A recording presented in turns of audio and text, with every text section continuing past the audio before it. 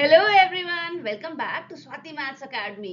हम foundation road map में अब है मॉड्यूल 2 पर और मॉड्यूल 2 में भी लेसन 5 पर पहुंच गए हैं, यानी सिंपल इक्वेशन स्टार्ट करने वाले हैं। बहुत सारा कुछ कर लिया है अब तक। अलजेब्रा में फाउंडेशन बहुत बढ़िया चल रही है। अगर चैनल सब्सक्राइब नहीं किया है तो जल्दी से सब्सक्राइब कर लो, क्योंकि यहाँ सिखा रही हूँ तुम्हारे बेस को स्ट्रॉन्ग कैसे करना है।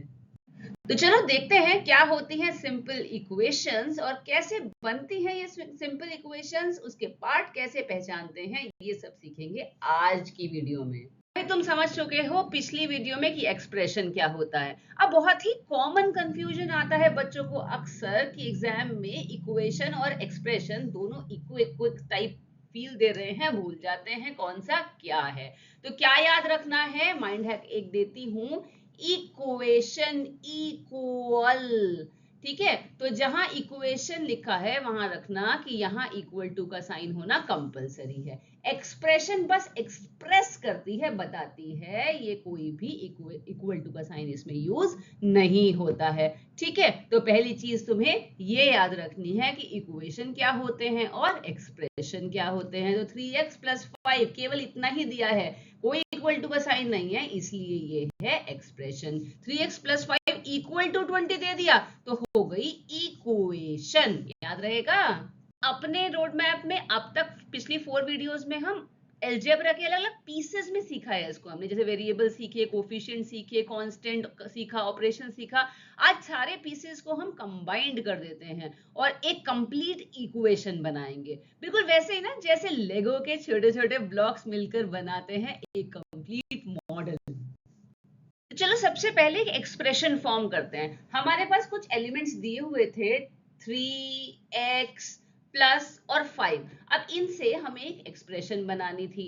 ठीक है, तो एक्सप्रेशन कुछ मैंने ऐसे बनाई है कि 3, इसको कर लेते हैं मल्टीप्लीकेशन का साइन, तो 3 × x = 3x + 5।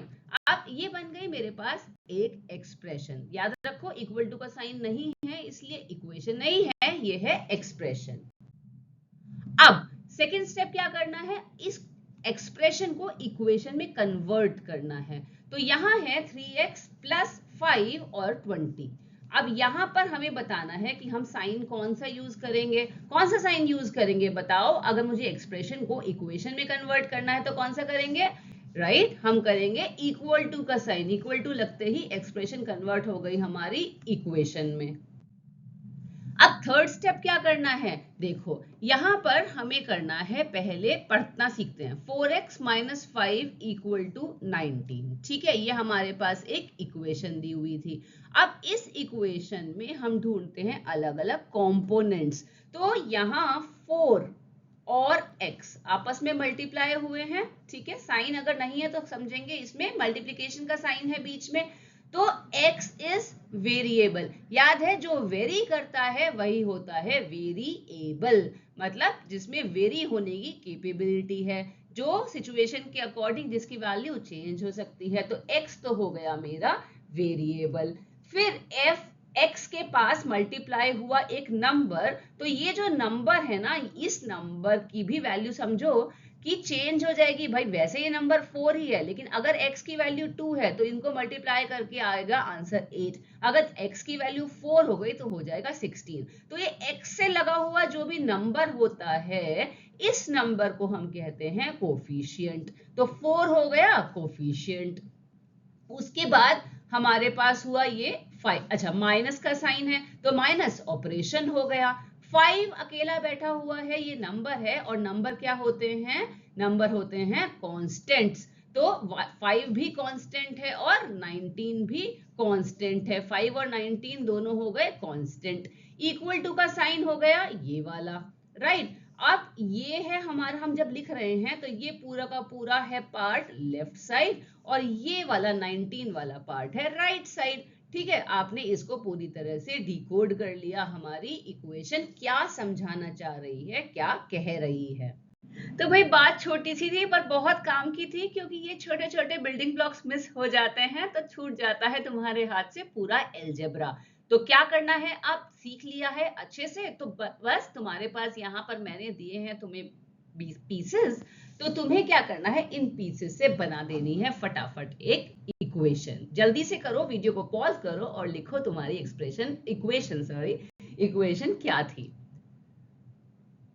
तो टैली कर लो, यहाँ इक्वेशन बनेगी 3x + 5 = 20।